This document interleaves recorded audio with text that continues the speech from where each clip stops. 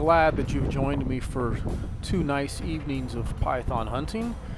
Gonna try 2 different levies in this episode. First night out with my dad, second night out solo. The action is typical, which means you can go many hours without finding a snake. But if you persist and you apply your skills and techniques, you can usually succeed, and these 2 nights were no different. End up seeing a few other really neat things, so let's go ahead and jump right into this episode.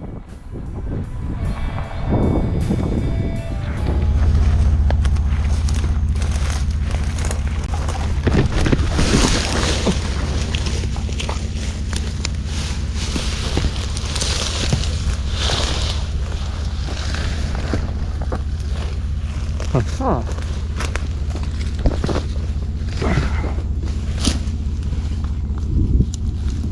Alright. That was a close call on this one.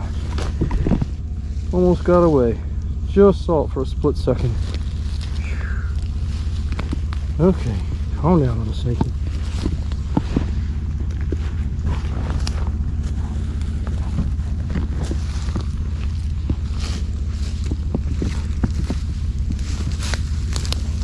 Alright, climb back up this levee.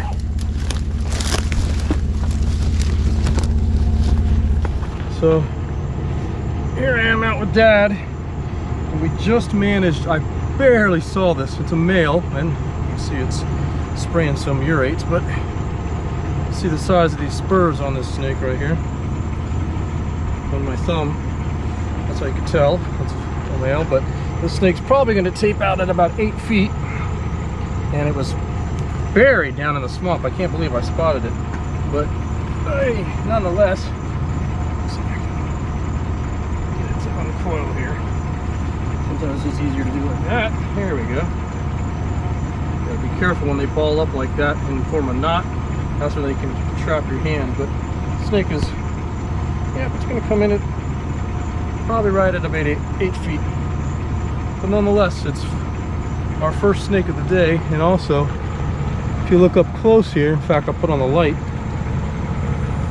you see right here it's got a damaged eye right above the eye. It's got some damage, and it all has a tick on it right here too.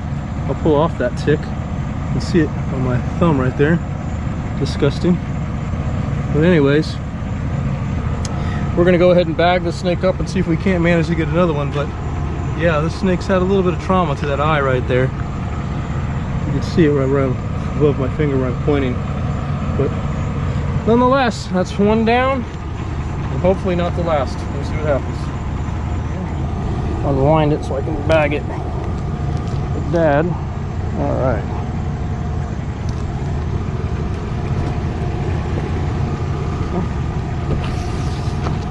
Feisty little guy. Alright. One down, a whole bunch to go.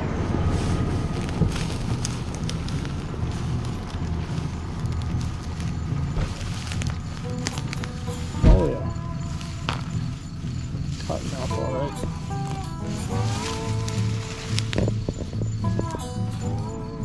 Two cottonmouths. Better watch where I step. Small female there, most likely, and a male right here.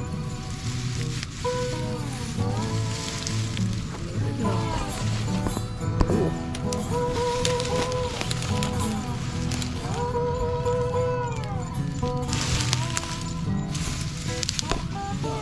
Pause,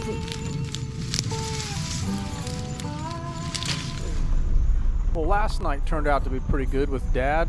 Found that 1 8-foot python and saw those pair of cottonmouths down at the base of the levee. Boy, I tell you, I almost missed that python last night. It was a close call. It was on the move when I spotted it out in the swamp, and I had to get down there pretty quick. But tonight I'm in a very familiar area, hunting an area that many people enjoy hunting, and you'll see that it involves many hours of driving along and shining down at the base of the levee where the floodplain meets the toe of the levee. This is generally where you find the pythons. They kind of parade along at the bottom there. Sometimes they're in the water, sometimes they're intertwined with the cypress and the cocoa plum trees, but they're generally down there at the base. You know, you can obviously get them crossing or up on the side, but that's where I put most of my effort and focus, and every once in a while you get rewarded with one laying right in the road. So, small python on the road, probably about a 5-footer, but one is better than none.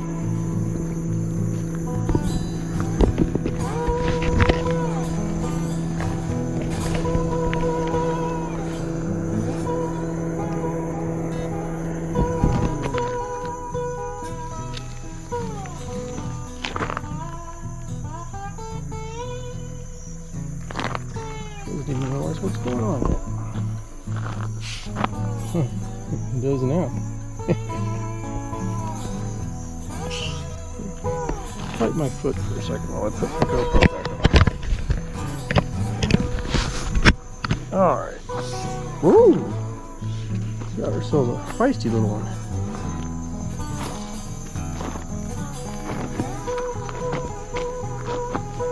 Getting busy here.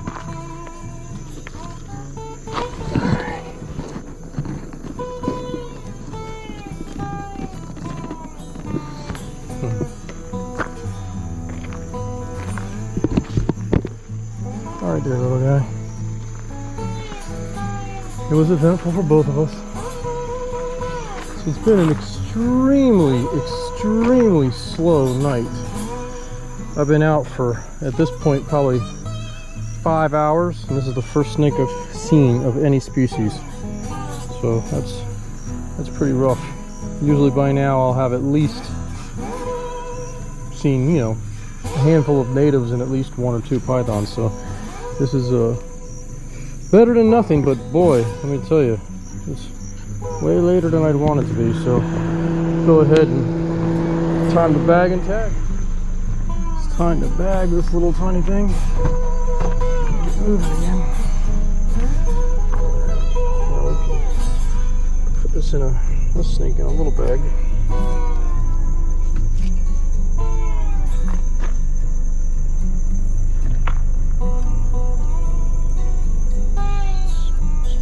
Harder to deal with, but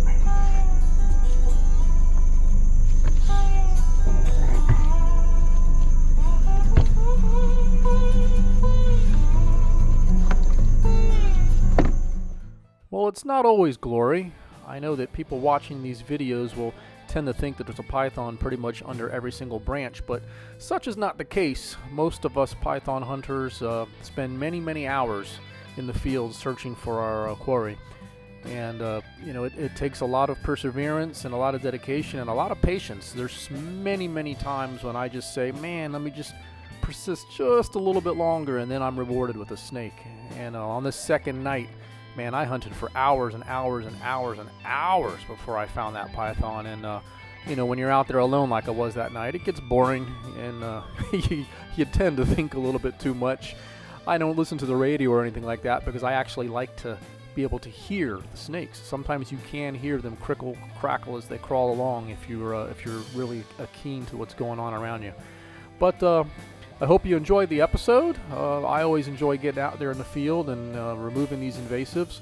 So if you like the material, please like and subscribe. And as I always say, I hope to see you all out there in the field. Take care and stay safe. Later.